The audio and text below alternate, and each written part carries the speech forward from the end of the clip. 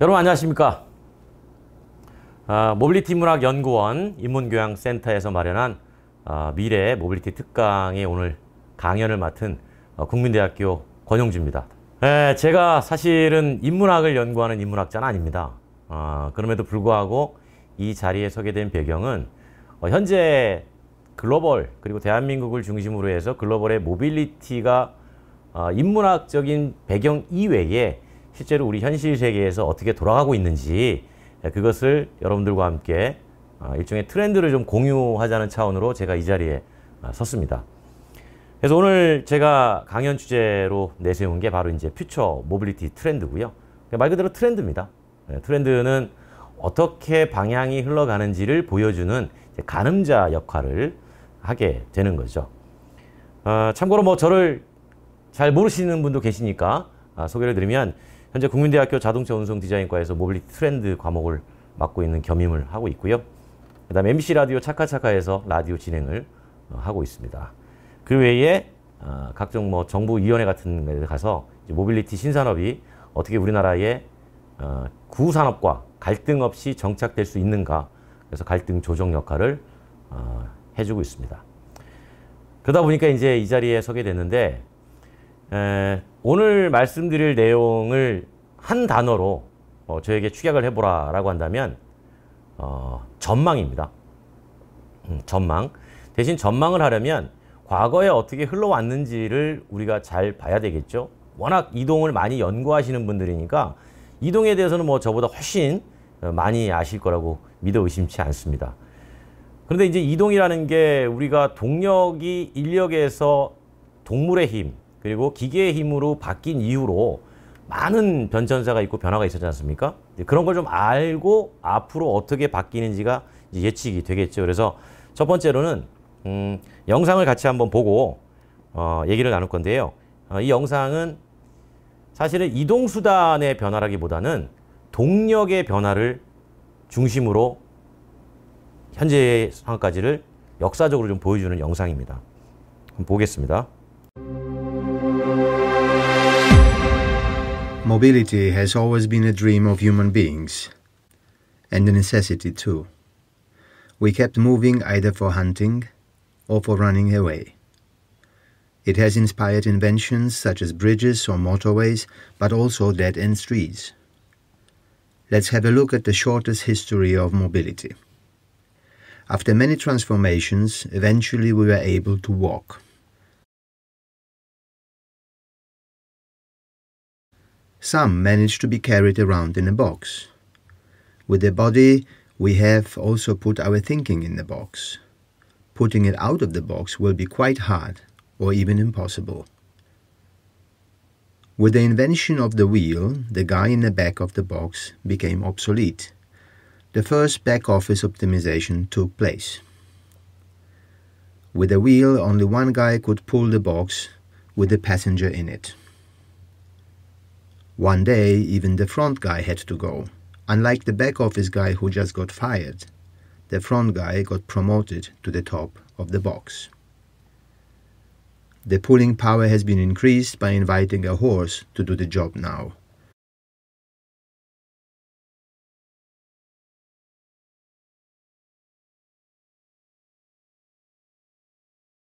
Optimizing took place.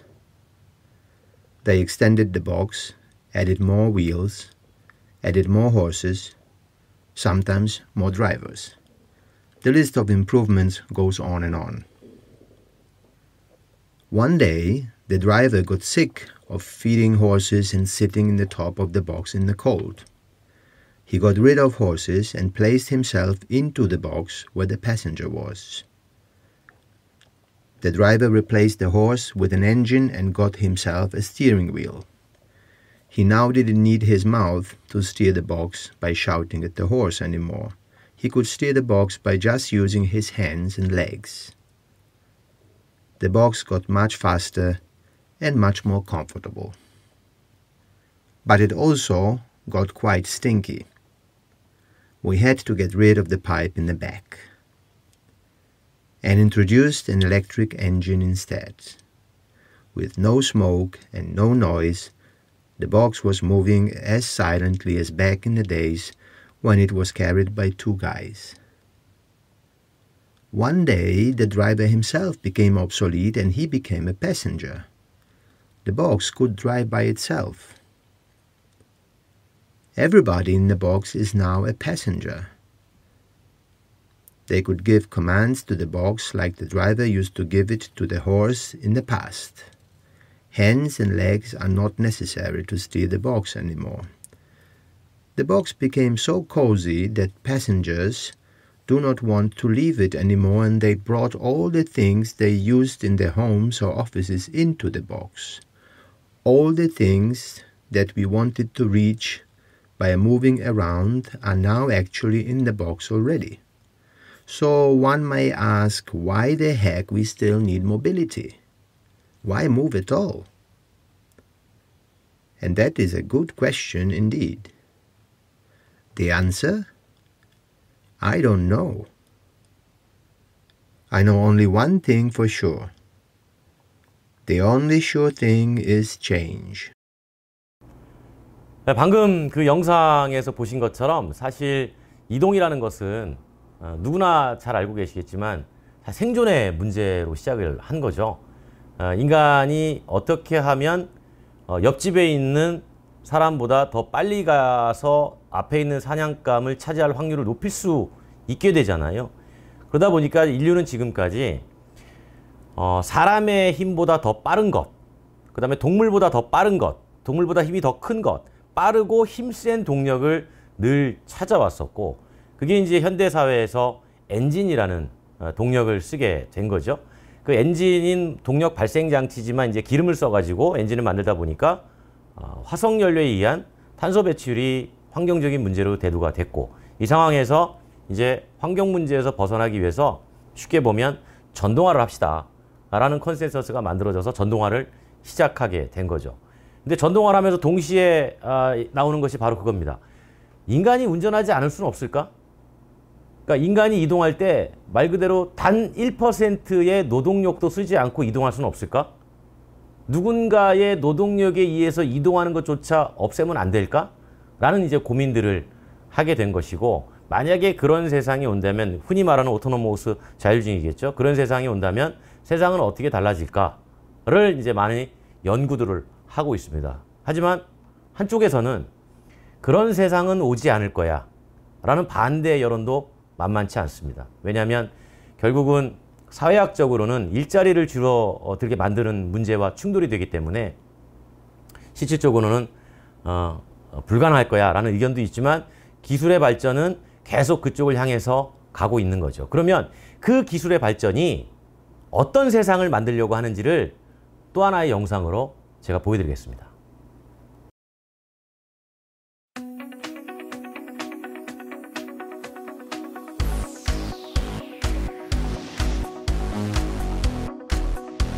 It's time to go.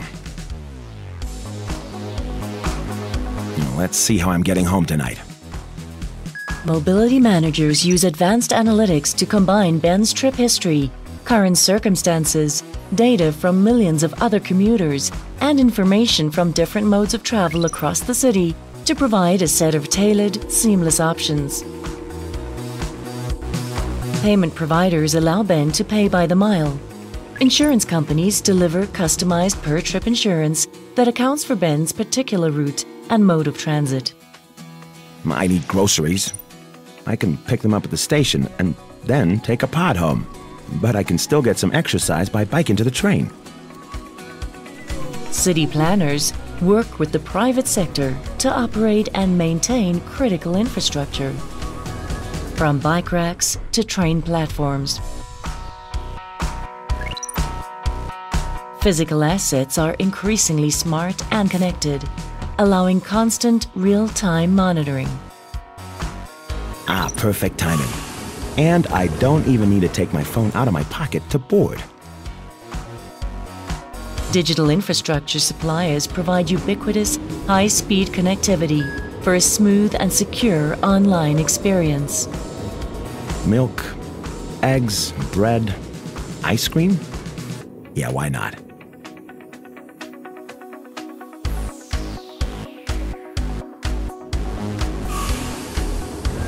Retailers and logistics providers enable nearly on-demand provisioning of products to Ben.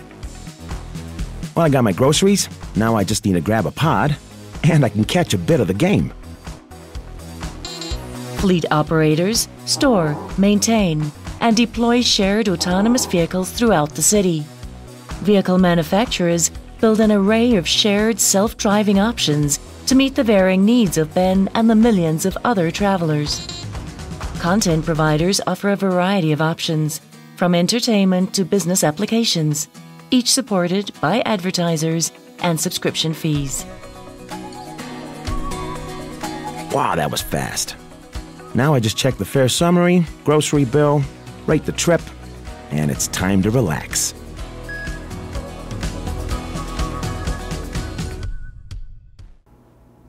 네, 지금 두 번째 영상을 보셨는데 앞서 보신 첫 번째하고는 완전히 차원이 다릅니다.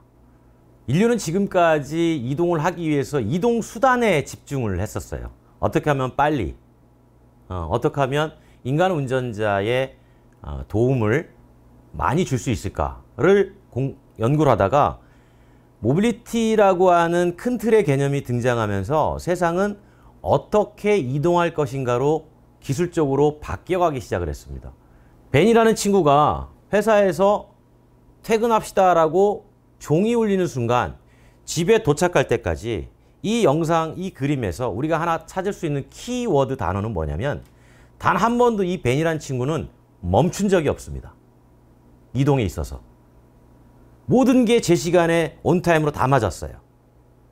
즉, 지금의 이동의 방식은 이동수단으로 어떻게 편의성 있게 잘 이동시켜 줄까가 아니라 어떻게 하면 이동에 걸리는 시간적 손실, 시간도 곧 비용이라고 생각하고 그 손실을 줄여줄 수 있을까를 여러 IT 기업들이 뛰어들면서 연구를 해가고 있고 그런 IT 기업들이 앞으로 데이터 기반으로 어떻게 이동시켜 줄 것인가를 고민하겠다는 거예요.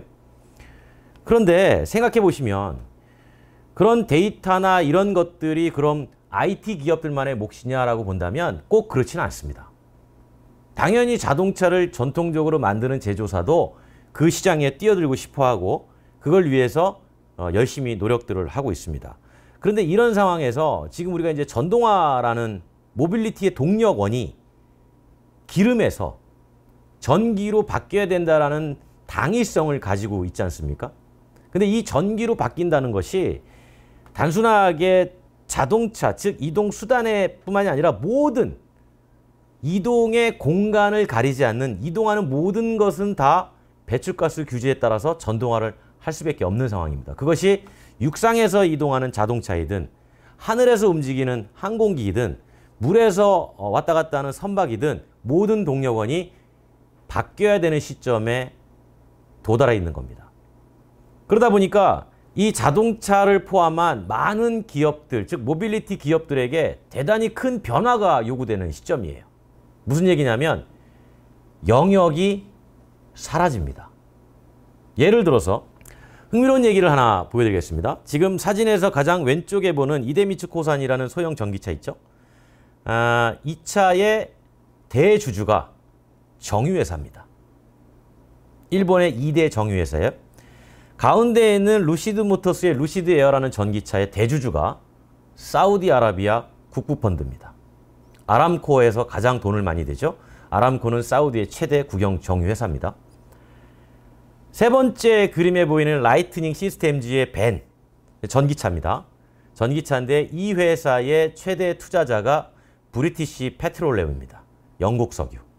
아이러니하게 에너지를 기름에서 전기로 바꾸려는 이 순간에 가장 앞서서 전동화에 뛰어든 기업들이 바로 이동수단을 만드는 기업이 아니고 전통적으로 에너지, 즉 석유를 만들던 석유 기업들이 먼저 뛰어들었다는 이 점입니다. 이 얘기는 뭐냐? 결국은 석유의 시대는 끝난다라는 생각하에 전동화에 먼저 뛰어들게 된 거죠. 그러면서 물류기업도 전기차 사업에 뛰어듭니다. 지금까지 물류기업들은 A에서 B까지 사람이 아니라 물건을 잘 이동시켜주는 역할이었어요. 잘 배달해주고. 그런데 그 이동시켜주고 배달해주는 그 이동수단을 누가 만들어줬냐면 자동차 회사가 만들어줬습니다. 그런데 전동화 시대가 되면 물류기업도 전기차를 만들 수가 있어요. 근데 물류기업들 입장에서는 직접 만드는 것이 도움이 될까?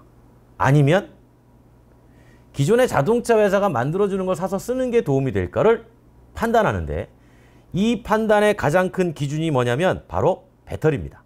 근데 이 배터리를 결국은 배터리 셀 회사가 만들고 패킹을 하고 자동차 회사가 갖다 쓰는 이 구조에서 물류회사들이 주목하기 시작한 건 마치 건전지를 교환해 쓰는 방식처럼 안에 있는 셀만 바꾸는 방식을 주목을 했습니다. 그러면 전체 팩을 바꾸는 비용보다 3분의 1 정도의 비용만 가지고도 전기차 한 대를 추가로 더 운행시키는 결과를 낳게 돼요. 쉽게 보면 전기차 5천만 원짜리를 두 대를 사가지고 60만 원을 띄는데 한 대를 사가지고 30만 원을 띄고 1,000만 원 들여가지고 셀 바꾸고 다시 50만 띄는 겁니다. 그렇게 되면 에너지 비용에서 엄청나게 세이브가 되고 이동 수단의 유지관리 비용이, 메인터넌스 비용이 엄청나게 떨어집니다. 그러하니 배터리 회사가 이 시장을 주목을 합니다. 실제로 이렇게 열심히 하는 나라가 바로 미국입니다. 미국의, 여러분 잘 모르시겠지만 미국의 아마존은 앞서 제가 보여드린 이 PPT에 이 라이트닝 시스템즈의 전기 물류밴을 이미 쓰고 있습니다.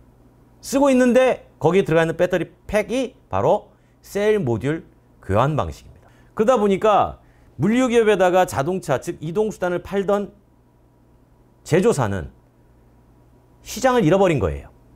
지금까지는 물류회사가 우리의 차를, 나의 차를 사가지고 배달을 했는데 이제 배달업체, 즉 물류기업이 직접 전기차를 만들어 쓴다고 하니 수요가 줄어들죠.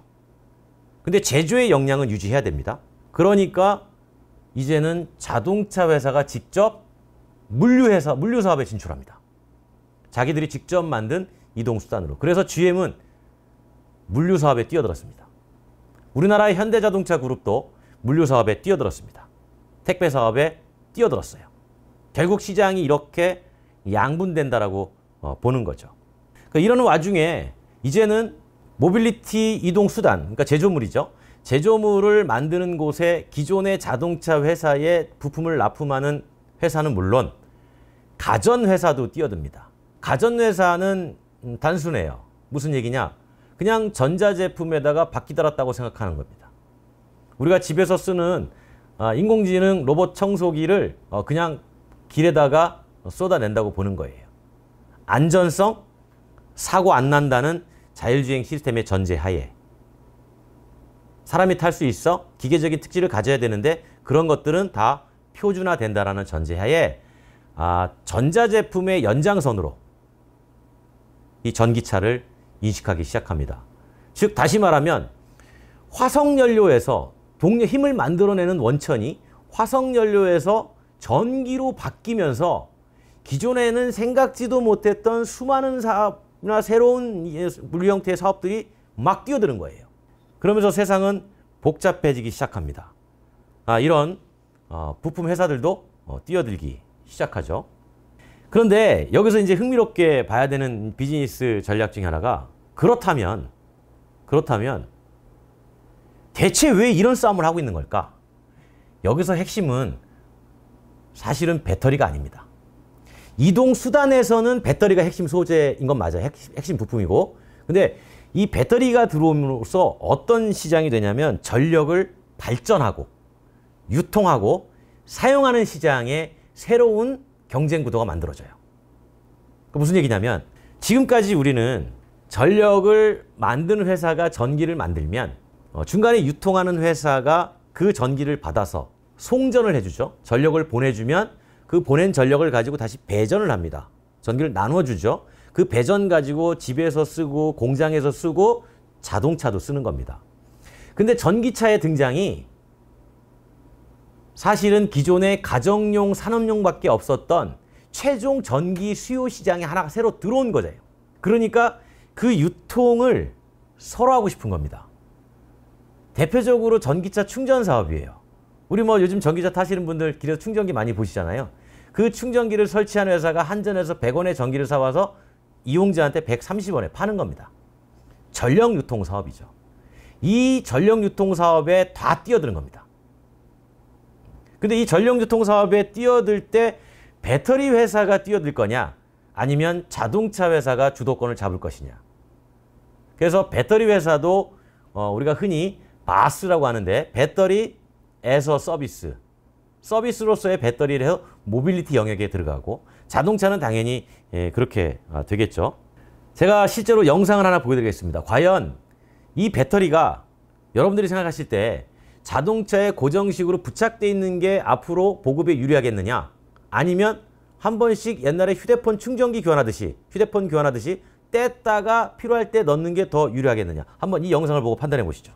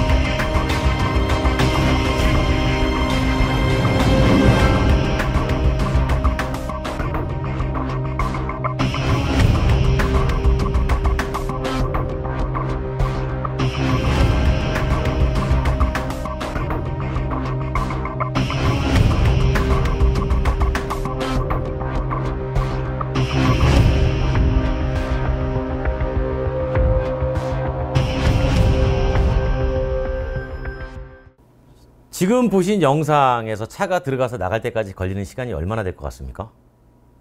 영상만 보면 긴 것 같죠? 2분 30초 걸립니다. 2분 30초 만에 배터리가 교체가 돼서 그냥 나가는 거예요. 이제 이런 경우는 지금 중국에서 열심히 하고 있는 방식인데, 중국은 이렇게 배터리가 교체식으로 가야 전기차 보급이 활성화된다라고 생각을 하는 겁니다. 그랬을 때 전체적으로 모빌리티라는 큰 틀에서 보면, 인문학적으로 보면 대단히 넓은 개념이지만, 그 모빌리티에서 이동수단 쪽으로 들어와서 그 협의의 개념으로 보면, 이동수단에서도 앞으로 전기차가 많이 보급되는 나라가 지별할 거고, 그러면 많이 보급을 해야 되는데, 그 보급을 위해선 케이블을 꽂아가지고 충전하는 것보다 교체식이 훨씬 더 편하다, 이렇게 판단해서 지금 열심히 이제 보급을 하고 있습니다. 그러다 보니까 여러분들의 인문학적인 모빌리티를 생각하지 마시고, 제가 말씀드리는 그냥 모빌리티 큰 틀의 자동차라고 보시면 이제 새롭게 살아남아야 돼요, 기업들이. 그런데 지금까지는 기후변화 위기에 배출가스 규제를 충족시키기 위해서 기존의 내연기관차에서 엔진과 변속기를 드러내고 그 자리에다가 배터리하고 모터를 넣었단 말이에요. 그러니까 원래 이 태생 자체가 내연자동차용으로 만들어낸 거를 전기차로 개조한 거여서 활용성이 떨어집니다. 근데 이제는 그런 거 안 하겠다는 거예요. 안 하고 아예 전기 자동차용으로 별도로 뼈대, 즉 플랫폼을 만들어서 새롭게 완전히 전동화된, 이제 전기차로서의 기능마저 갖춘 그런 자동차를 최근에 이제 쏟아내기 시작합니다. 대표적으로 뭐 국내 아이오닉 5, 뭐 EV6 이런 차들이 이렇게 새롭게 만든 뼈대로 이제 나오게 되는 겁니다. 그런데 그런 뼈대도 이제 안 된다. 모빌리티라는 확장성의 개념에서 보면 자동차는 단순히 A에서 B까지 이동하는 이동수단이 아니라 A에서 B까지 이동할 때 사람이 탑승해 있으면 이동은 바퀴가 하는 거지 사람은 그 안에 머물러 있는 것이다. 그렇다면 이 머물러 있는 곳은 스페이스다. 사람이 머무는 공간이다. 라는 개념으로 확장이 됩니다. 그러려면 그 공간을 수시로 바꿔줄 수 있는 기술이 필요해요. 다시 말하면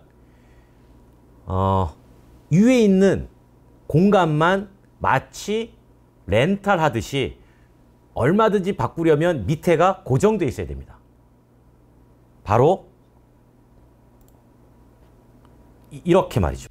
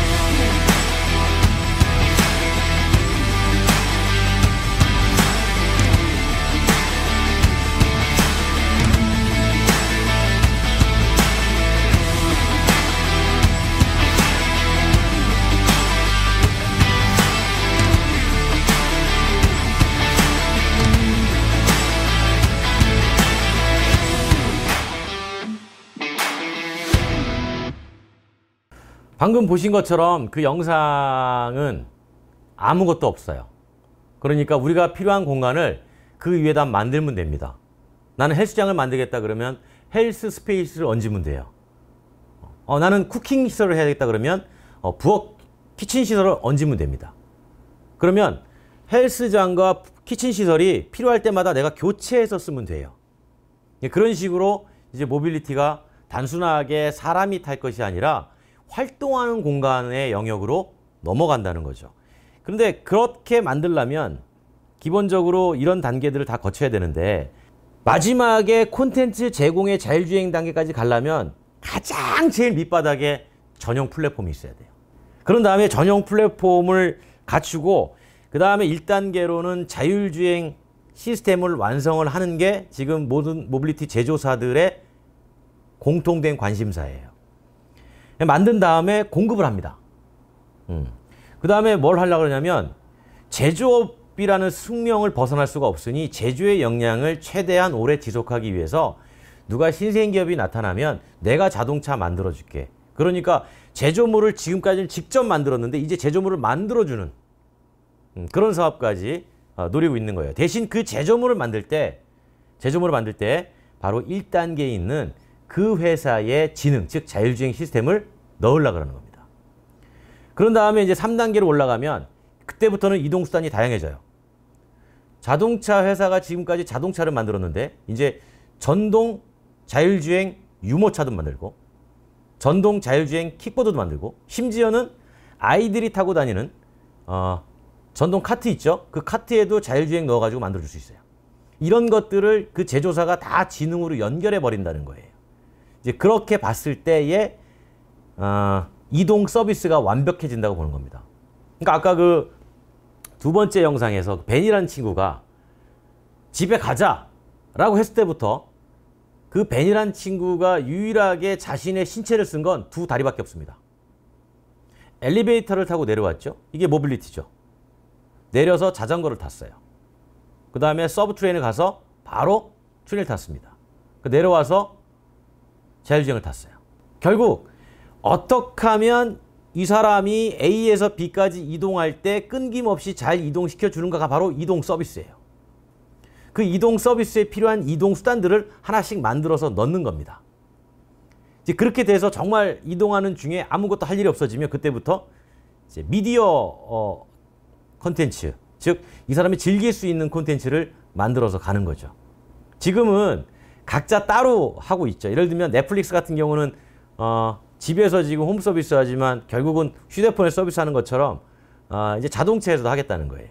이제 그런 것들은 일단 운전대에서 손을 떼야만 가능한 영역인데 이제 앞으로 그렇게 기술은 발전하겠다라는 거죠. 그래서 제일 서두에 말씀드린 것처럼 이 모빌리티 기업이 제조물을 가지고 모빌리티 사업을 하는 기업, 그 다음에 제조물은 없지만 이미 시중에 깔려 있는 여러 가지 이동 수단을 플랫폼을 가지고 연결해 가지고 무언가 사업을 하고자 하는 IT 기업, 그 다음에 이 이동 수단을 만들지도 않고 플랫폼도 없지만 어떻게 하면 연결을 잘 시켜줄까를 고민하는 서비스 매니저 기업, 이 세 곳이 모두가 꿈꾸는 게 뭐냐면 바로 모빌리티 에서 서비스, 바로 이 마스 사업입니다. 근데 이 마스는 공간을 가리지 않아요. 비행기에서 내려서 바로 이동하고 기차에서 내려서 끊임없이 바로 이동하는 거예요. 그래서 제가 항상 하는 얘기 중에 이런 게 있습니다. 이동의 3요소는 이동 수단, 이동의 주체, 그리고 이동 경로다. 이 세 가지가 완벽하게 맞아떨어지면 바로 마스가 완성이 되는 겁니다. 그래서 제조물을 가진 회사, IT 기업, 서비스 회사, 지금 다들 IT 기업은 제조물을 만들까 고민 중이고 제조물을 만드는 기업은 IT 서비스를 해야 되나 이걸 고민 중이고 또 다른 쪽에서는 마스까지 해서 연결하려고 하는 그런 움직임이 보이는 거죠. 그런 측면에서 하늘, 물 위, 육상, 공간을 가리지 않고 다 이동을 시켜주겠다는 겁니다. 그래서 각 이동수단, 공간에 맞는 이동수단들의 특질들이 있어요. 왼쪽에 보시면 캡슐이 보이죠. 가운데가 보면 그라운드 모듈이 보입니다. 가장 오른쪽에 에어 모듈이 보여요. 그냥 느낌 오실 겁니다. 육상의 그라운드 모듈은 앞서 보신 것처럼 스케이트보드 플랫폼에 이 위에 필요한 공간을 얹어버리면 돼요. 지금 그렇게 가고 있고, 그럼 왼쪽에가 바로 캡슐이죠. 이 캡슐을 그라운드 모듈에다 얹을 수도 있고 에어 모듈에도 얹을 수 있습니다. 공간이니까. 그러니까 우리가 지금 생각하는 거는 과거에는 자동차는 자동차 공간, 자동차만의 이렇게 특화된 그런 공간, 그다음에 비행기는 비행기만의 특화된 공간이라고 생각을 했는데 새로운 이동 수단들이 등장하면서 이제 동력을 실제로 싣고 이동하는 하체 동력과 하체와 그 위에 사람이 실려가는 공간이 이제 자유자재로 바뀌고 호환되는 시대로 넘어간다는 거죠. 그래서 이런 특질들을 가진 제품들은 단일 플랫폼으로 가요. 그러니까 하나의 플랫폼으로 여러 개를 쓰는 거죠. 그래서 하늘, 육상, 바다를 연결하는 입체 모빌리티를 만들어내고자 하는 목표들을 지금 가지고 미래를 대비하고 있는 겁니다. 이런 그라운드 모듈이 있으면 아주 쉬워요. 다양하게 이동이 필요한 목적성을 맞춰줄 수 있습니다. 예를 들어서 나는 가면서 이동하면서 그냥 책만 좀 보고 싶어. 그러면 도서관 모듈을 얹어주면 돼요. 도서관 공간을 얹어주면 되죠. 나는 뭐 요리를 해먹고 싶어. 그러면 키친 모듈을 얹어주면, 캡슐을 얹어주면 됩니다. 그리고 나는 가면서 옷 장사를 할 거야. 그러면 상점 캡슐을 얹어주면 됩니다. 이 캡슐이 엄청나게 이제 다양해지는 거죠. 그러니까 이 캡슐은 여기 설명 있는 것처럼 자체 추진력이 하나도 없어요. 이 안에는. 근데 이 캡슐이 추진력을 가지고 있는 그라운드 모듈이나 에어 모듈하고 연결이 되면 거기서부터 동력을 받아가지고 이 캡슐 안에서는 여러 가지 기능들이 이제 활성화되는 거죠. 공유되는 공간이지만 상당히 개인적인 공간이죠. 왜냐하면 혼자 이용하지 않을 테니까. 그래서 사실은 그런 얘기 많이 합니다. 자율주행에 있어가지고 공유와 소유의 개념, 이것은 상당히 중요한 키팩터가 될 수 있다라고 얘기들을 많이 하는 거죠. 에어 모듈도 마찬가지죠. 그래서 모빌리티 서비스 차는 기존의 개념으로 만들지 않아요. 이건 서비스 개념에서 보면. 기존에는 이런 거였죠. 전통적인 내연기관 자동차에서는 출력이 얼마야? 토크가 얼마야? 야, 그거 앞바퀴로 굴러가니? 뒷바퀴로 굴러가니? 그 네 바퀴는 다 굴러가니? 연비 얼마야? 이런 게 대단히 중요했는데 이제는 안 그래요. 앞으로 등장하는 이런 공유와 소유가 혼재된 이 모빌리티 서비스 차량들은 가장 중요한 게 이용성이 얼마나 뛰어나냐. 그 다음에 외부의 데이터와 끝없이 주고받는 통신 시설을 이용하기 때문에 해킹에 잘 견디냐. 보안성. 그리고 얼마나 고객 중심으로 신뢰가 설계되어 있느냐. 이런 것들이 상당히 중요해지는 개발 인자로 작용을 하게 됩니다. 그러니까 제가 이 점에서 모빌리티 인문학 연구하시는 분들한테 드리고 싶은 말씀은 결국은 모빌리티 서비스에서 가장 중요한 것은 바로 공간이고 이 공간에서 인간이 가져가야 되는 심리적인 요소들이 무엇인가. 이런 것들은 아직 연구가 잘 이루어지지 않는 분야이기도 합니다. 그래서 이런 부분들이 실제로 제품을 만드는 공학자들과 접목이 된다면 상당히 엄청난 시너지와 좋은 결과물을 만들어낼 수 있다고 저는 믿어 의심치 않아요. 왜냐하면 우리가 지금 보면 거주 형태도 집에서 인테리어 많이 바꾸고 하는 것도 다 사람의 마음이잖아요. 복잡한 마음 때문에 가구 배치를 한번 바꾼다든가 그런 것도 인간의 마음에서 비롯되는 거 아닙니까? 그런 것들이 이제는 좀 더 고차원적으로 필요한 시대가 됐다. 왜냐하면 기존의 내연기관차는 인간이 운전을 하니까 운전하면서 어떻게 하면 운전할 때에 사람의 완벽하지 못한 인식 기능을 보완시켜 줄까라는 보완제로서의 편의적인 기술이었지만 이제 운전하지 않는다라고 한다면 공간에 머무는 사람에게 심리적으로 안정감을 주는 게 대단히 중요합니다. 그래서 흥미로운 얘기인데요. 독일의 폭스바겐을 가면 무슨 시험을 하냐면 자율주행에서 이 가운데 사진 이렇게 생겼습니다. 차가 이렇게 생겼는데 이런 시험을 해요.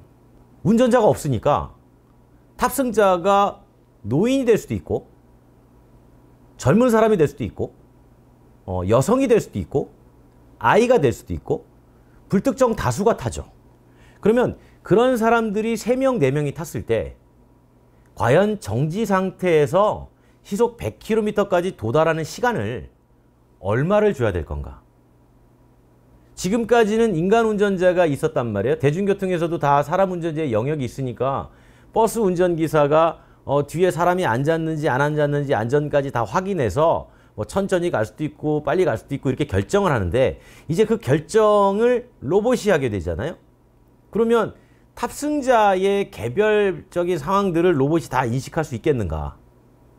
쉽지 않을 거다. 그렇다면 그 평균값을 찾아내는 거예요. 정지 상태에서 시속 100km까지 이동하는데 과연 5.4초를 줘야 되는 건지 시속 60km까지는 빨리 가속을 할까 아니면 천천히 가속을 해야 되나 그 이상은 더 얼마나 해야 되지? 이건 왜 하냐면 그 탑승자들이 느끼는 심리적으로 가장 안정감 있는 속도 영역대가 무엇일까를 찾아내는 겁니다. 지금까지 이동수단은 제가 말씀드렸잖아요.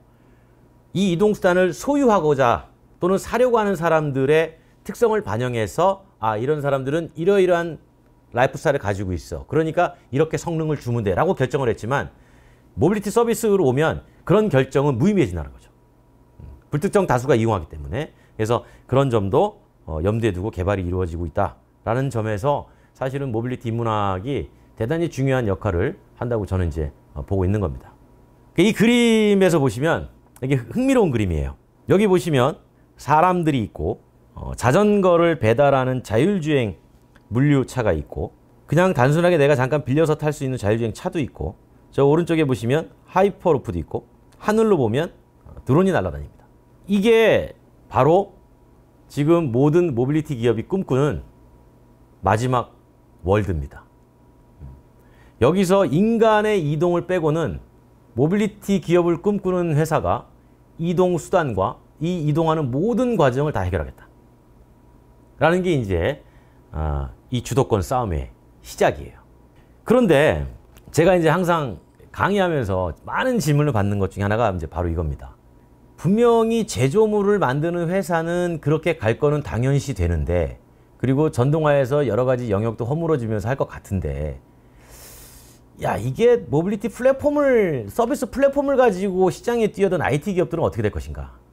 역으로 질문을 던져요. 우버라는 회사는 우버라는 기업은 자동차를 만들까요? 안 만들까요? 그렇다면 구글은 자동차를 만들까요? 안 만들까요? 구글은 웨이모 프로젝트를 하고 있잖아요. 이런 질문을 역으로 던집니다. 물론 뭐 저도 제 생각이고 제 예측이긴 합니다만 구글은 자동차 안 만듭니다. 하지만 우버는 만들어요. 여기서 많은 분들이 이제 생각을 조금 벗어나야 돼요. 자동차를 지금까지 현대자동차나 기아자동차 같은 이런 큰 회사들이 자동차를 만든다고 생각하면 안 돼요. 제가 아까 그랬죠. 기존의 자동차 회사가 누군가의 자동차를 만들어준다고. 그건 왜 그러냐면 전체 자동차 구매 시장이 줄어든다는 전제 하에서 그런 거예요. 제가 흥미로운 얘기를 하나 해드릴게요. 자동차 회사, 즉 자동차 제조물을 만드는 회사가 가장 두려워하는 존재가 누군지 아십니까? 온라인? 아니에요. 사람들이 이동하지 않으면 필요한 물건이 어차피 물리고 하기 때문에 자동차는 씁니다. 자동차 회사가 제일 두려워하는 존재가 바로 대중교통이에요. 대중교통이 그물망처럼 촘촘히 발전하면 발전할수록 내가 굳이 운전이란 노동력을 나에 의존할 필요가 없어져요. 이동이라는 기능만 본다면. 그럼에도 불구하고 자동차를 사는 건 뭐냐면 그 안에 들어가 있는 공간, 그 스페이스가 되게 프라이빗하니까 자동차를 사는 거예요. 이동하는 순간에 저기 옆자리에 앉은 사람 신경 쓰기 싫고. 그런데 한번 보시면 최근에 장거리 이동할 때 코로나 때문에 물론 자가용 이동이 늘어난 건 있지만 코로나 이전을 한번 생각해 보시면 장거리 갈 때 거의 차 갖고 가는 사람 많지 않습니다. KTX 이용하고. 왜냐하면 시간적인 면에서 그런 대중교통들이 손실보상을 해줘 버리는 거예요. 그래서 자가용 이동이 줄어듭니다. 그래서 자동차 회사가 궁극적으로 자동차를 많이 안 사겠구나. 안 사겠구나라고 하면 그 자동차, 즉 자기들이 만드는 제조물을 어떻게 해서든지 시장에서 써야 됩니다. 소비를 해야 다시 필요해서 만들죠. 그 소비 시장을 만들기 위해서 자동차 회사는 반드시 이런 우버와 같은 IT 산업에 뛰어듭니다. 그러면 우버 입장에서는 최대 경쟁자가 그런 자동차 회사가 들어오는 거예요. 그러면 우버는 안 되겠죠. 우버도 뭔가가 있어야 돼요. 안정적으로 A에서 B까지 사람을 이동시켜주는 안정된 공급망이 필요합니다. 그 공급망을 만들기 위해서 우버는 자동차를 만들 거예요. 어떻게 만드냐? 직접 만드는 게 아니라 위탁 생산시킬 겁니다. 예를 들어서 볼보에다가 우리 자동차 좀 만들어줘. 그럼 볼보가 볼보 라벨을 붙이는 게 아니라 우버 라벨을 붙여가지고 만들어줍니다. 그런데 볼보 입장에서는 그렇게 만들어줌으로써 생산의 역량이 유지가 돼요. 여기서 중요한 건 그거예요. 자동차 회사나 모빌리티 회사는 IT 기업 빼놓고 무조건 제조업이라는 겁니다. 제조업은 최대한 제조업의 역량을 유지하고 싶어 해요. 현대 자동차나 기아 자동차는 당연히 제조업 역량을 유지할 것이고 앞서 제가 말씀드린 것처럼 삼성이나 LG가 뛰어드는 것도 제조업 역량 유지 때문에 뛰어드는 거예요. 왜냐하면 숙명이 제조업이니까. 그런 측면으로 봤을 때 우버도 직접 자동차를 위탁 생산을 만들어서 시장에서는 A에서 B까지 이동하는, 즉 이동을 원하는 사람들의 이동 서비스를 누가 제공해 줄 것인가를 경쟁하게 되는 겁니다. 이렇게 가는 이유는 사람들이 점점 차를 안 산다라는, 즉 공유와 소유의 개념에서 소유보다는 공유가 앞선다고 생각을 하기 때문이에요. 어떻게 보면 코로나가 상황을 바꿔놓은 거지, 팬데믹 이전만 해도 공유가 엄청나게 뜬다고 했어요. 그리고 공유는 사실 이전부터 존재했던 겁니다. 제가 늘 말씀드리는 게 리스나 렌탈 같은 경우는 독점적 공유라고 표현을 해요. 저는. 그러니까 독점적 공유는 이미 있었어요. 공유를 좋아합니다. 하지만 독점적 공유를 원하는 게 인간이에요. 근데 그런 것조차 점점 희석돼 가고 있는 이제 그런 상황으로 가고 있는 거죠. 그래서 아마 팬데믹 이후에는 공유가 다시 좀 뜨지 않을까라는 생각을 해보는 거죠. 그러는 가운데에 사실은 이 모든 모빌리티 시장에서의 누구나 다 관심을 가질 수밖에 없는 게 바로 에너지입니다. 우리가 이동 체계, 이동 수단, 이동하는 방식 이런 거를 엄청 잘 만들어 놨어요. 그리고 그렇게 만들기 노력을 하고 있어요. 근데 그것을 어떤 힘으로 이동을 시켜줄 것인가를 봤더니 전기예요. 근데 전기를 어디에 담을 것인가를 봤더니 결국은 배터리예요. 그래서 배터리를 어떻게 만드느냐를 봤더니 코발트, 망간, 니켈, 리튬 같은 소재를 1차적으로 땅속에서 캐서 이걸로 셀을 만들고 그 다음에 모듈을 만들고 이걸 팩을 만들어서 자동차에 부착을 합니다. 근데 여기서 흥미로운 사실 한 가지가 있어요. 지금 파리 기후변화 협약에 따라가서 2035년, 50년 탄소 중립 얘기가 나오잖아요. 탄소 중립을 우리가 달성하려면 우리나라에서 탄소 중립 이걸 달성하려면 2035년에 1년에 판매되는 연간 185만 대의 자동차 중에 101만 대가 전기차여야 돼요. 그래야 탄소 중립이 가능합니다. 그러면 2035년이면 이제 한 10년 남았습니다. 10년 조금 넘게. 근데 우리만 그러냐? 아니겠죠. 전 세계가 다 탄소 중립을 할 거 아니에요? 그럼 1년에 판매되는 글로벌에 판매되는 자동차가 대략 한 적게는 7천만 대, 많게는 9천만 대 정도 됩니다. 그 블룸버그 신에너지 보고서에 따르면 2035년에 전 세계 모든 국가가 탄소 중립을 하려면 판매되는 9천만 대 중에 6,800만 대가 2035년도 정도의 전기차가 돼야 돼요. 그러면 상상을 한번 해보세요. 6,500만 대라는 물량은 어마어마한 겁니다.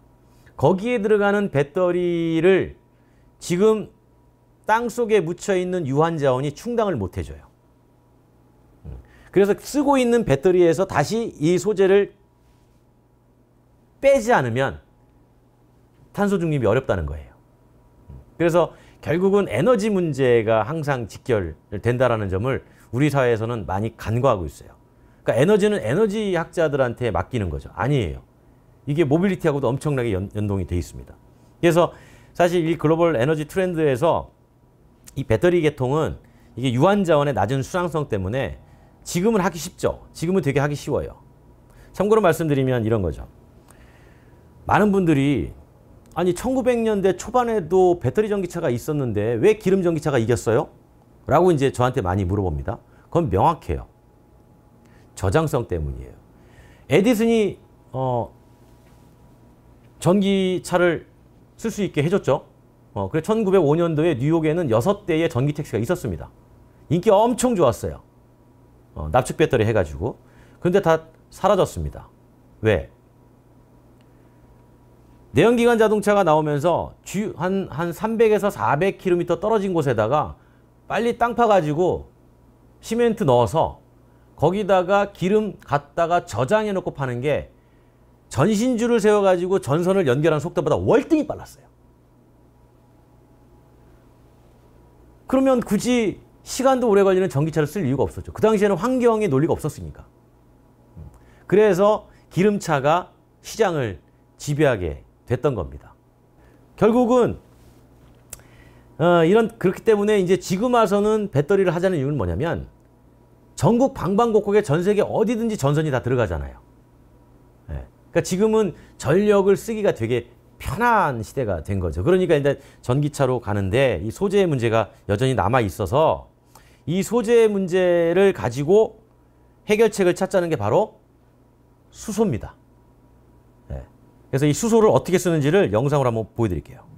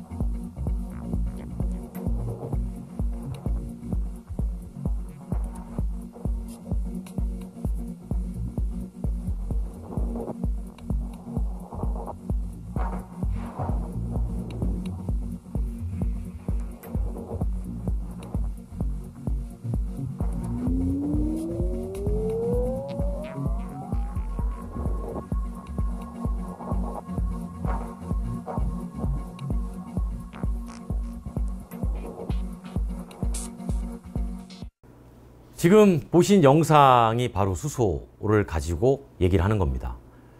태양광으로 만든 전기로 물을 분해해서 한쪽에 수소를 가지고 차에다가 저장해 놓고 그 수소가 다시 전기를 만든 거를 사무실에서 갖다 끌어다 쓰고 다시 자동차에도 수소로 발전해 가지고 쓰는 그런 그림인데, 이게 왜 이렇게 되냐면 결국 이제 우리가 이런 얘기 많이 하지 않습니까?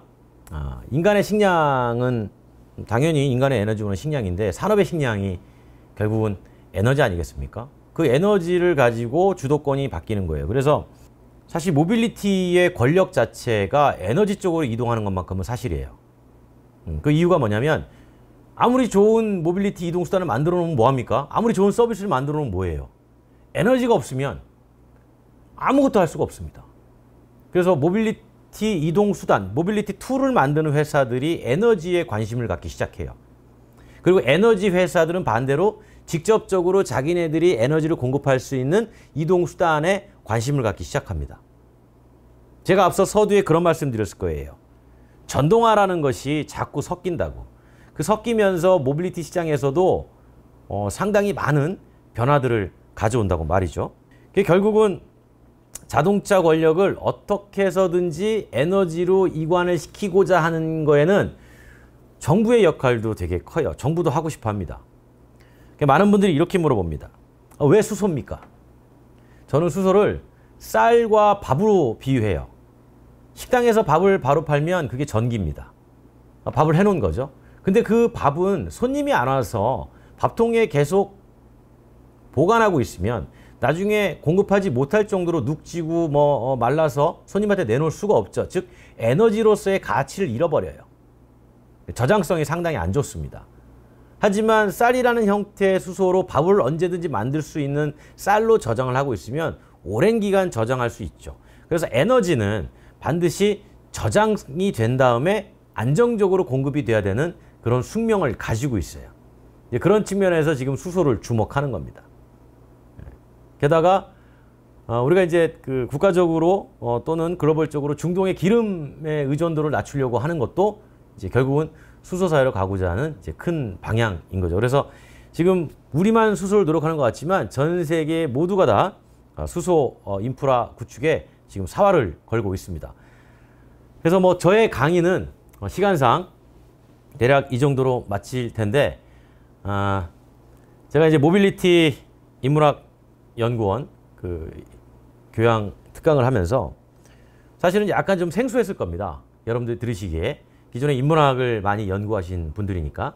근데 제가 드린 말씀은 어쨌든 인간은 이동 없이는 살 수가 없어요. 이동은 반드시 합니다. 그런데 이제 점점 이동 수단이 동산과 부동산을 혼재시키는 개념으로 가고 있다는 거예요. 그러니까 무슨 얘기냐면 제가 이런 얘기 많이 하거든요. 부동산은 움직이지 않는 자산이라고 지금까지 우리는 고정적으로 생각을 해왔습니다. 그러니까 땅이 움직이지 않으니까 땅에다가 건물을 짓고, 이게 이제 부동산의 개념이잖아요. 거주지의 개념. 그런데 모빌리티가 발전하면서, 즉 모빌리티 툴, 이동 수단이 발전하면서 앞서 보신 것처럼 밑에 하나의 판만 있고 그 위에 집을 올릴 수 있다면, 그리고 그 집이 이동한다면 기존의 사회구조 자체가 통째로 바뀌는 거죠. 그리고 에너지도 마찬가지고. 저는 세상은 두 가지로 나뉜다고 봐요. 이동하는 것과 이동하지 않는 것. 딱 두 가지입니다. 근데 이동하는 것에서 가장 중심이 되는 게 역시 마찬가지로 인간이죠. 인간도 마찬가지 아닙니까? 이동하지 않을 때와 이동할 때. 우리 일상이 그렇게 나뉘어요. 그러니까 이동하는 모든 순간을 어떻게 잘 이동시켜주고 어떤 이동수단을 가지고 편의성을 만들어 줄 것인가를 지금까지는 이동수단에만 집중을 해왔던 겁니다. 그런데 이제는 이동하는 방식, 이동에 쓰는 에너지, 그리고 왜 이렇게까지 이동이 바뀌면서 사회가 바뀌어 가는가까지 우리가 이제 고민을 많이 하고 연구를 많이 할 주제가 되지 않을까, 그런 생각을 해봅니다. 흥미롭게 들으셨을지는 모르겠습니다만 제가 준비한 강의는 이걸로 마치도록 하겠습니다. 여러분 고맙습니다.